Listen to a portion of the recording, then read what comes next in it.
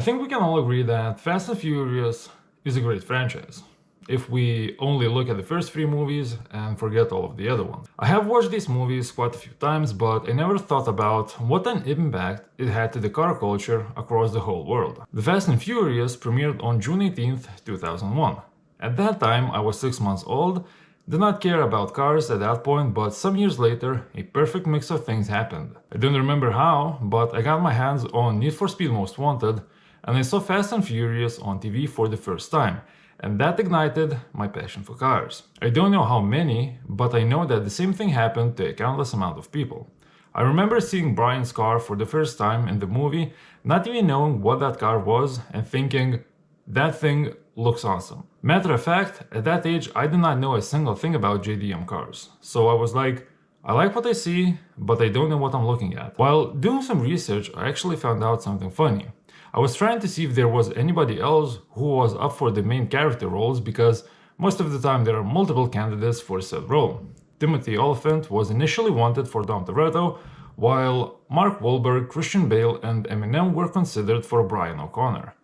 Now, I think directors made perfect choices when they picked Vin Diesel and Paul Walker, but honestly, I would like to see how the movie would have looked like if Eminem was in it. Now, there were movies before that had cars being a large part of the movie, like Bullitt, Dukes of Hazzard, or even Taxi, the 1998 movie that has a Peugeot run from Mercedes 500Es. Now, yes, the Peugeot looked good with all of the fancy mods, but those Mercs were a perfect bad guy car.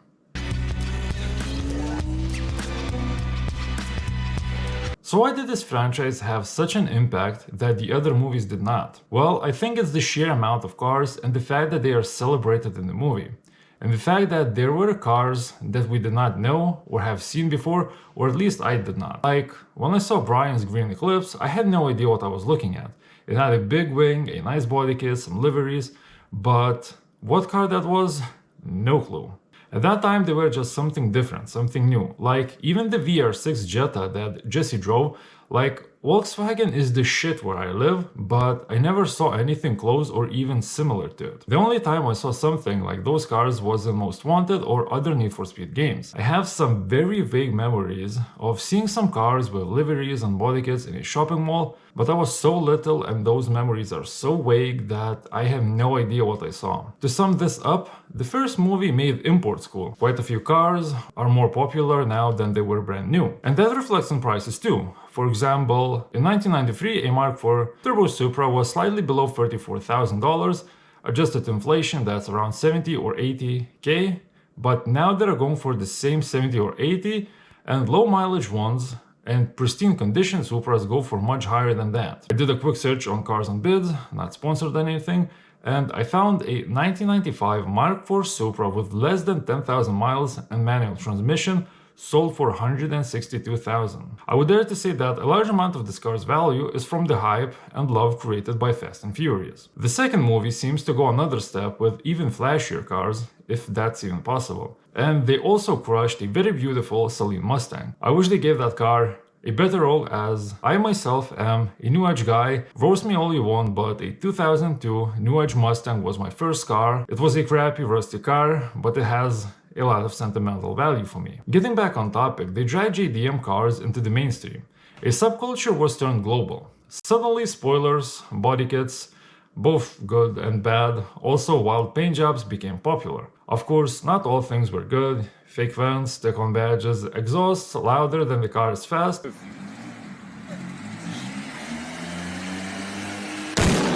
And not all things were legal. Street racing became more prominent, as well as crackdowns on those said street races. But again, JDM obsession, YouTube build channels, and quite a few other things are traced to those movies. I say too because the third had a different impact. Fast and Furious Tokyo Drift was not a box office flop, but it almost killed the franchise. Out of all three movies, it had the largest budget and made the least amount of money. It's weird to think that Universal considered moving future sequels straight to DVD because Tokyo Drift as of today is a cult classic. Vin Diesel passed on Too Fast, Too Furious because he thought the sequel downgraded Dom. The script sidelined Dom, it leaned more towards flashy buddy cop energy. Diesel felt Dom was becoming a caricature.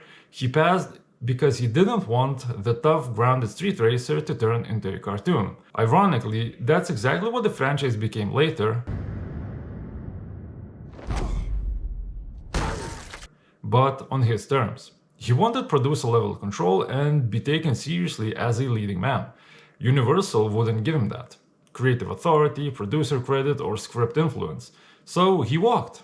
Instead, he did The Chronicles of Riddick, where he did have control and used that leverage later. Finding out why Paul Walker was not in Tokyo Drift was a tiny bit more difficult.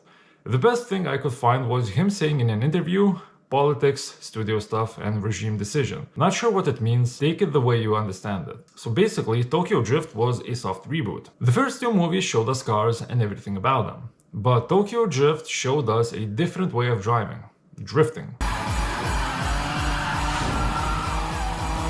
Drifting was slowly growing before the release of Tokyo Drift. Formula Drift was founded in 2003, 3 years before the release of the movie, but even then, it was a subculture known mainly by enthusiasts. What Tokyo Drift did was that it mainstreamed drifting. It introduced drifting to people who had never heard of it. Formula Drift experienced a massive surge in popularity because of this movie. The amount of people building their own drift cars increased by miles. Of course, not overnight, but there was also an increase in sales for angle kits, coilovers, and so on. Also, sponsors entered the space, tire companies, energy drinks, oil brands.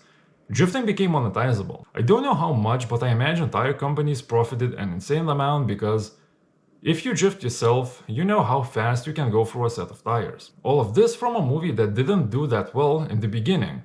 No Vin Diesel, no Paul Walker, poor box office numbers, but now there's no one who likes cars and has not seen this movie. Even people who are not that much into cars have seen this movie. I guess this is one of those movies where people did not understand what they had at that time. Because as far as impact goes, this movie is at the top. I imagine drifting would have blown sooner or later without Tokyo Drift, but the impact of this movie is massive. Like, the first two movies showed us cars, but this one gave us a whole new sport, new way of driving, and a massive culture shift. It's a tiny bit sad seeing the direction of Fast and Furious franchise took, but I guess it's better to think about how good the first movies were instead of thinking how bad the new ones are. Maybe as movies in general, they're decent, but the change from the originals is so massive that we car guys and gals feel left behind. But again, without these three movies, the car scene would look different.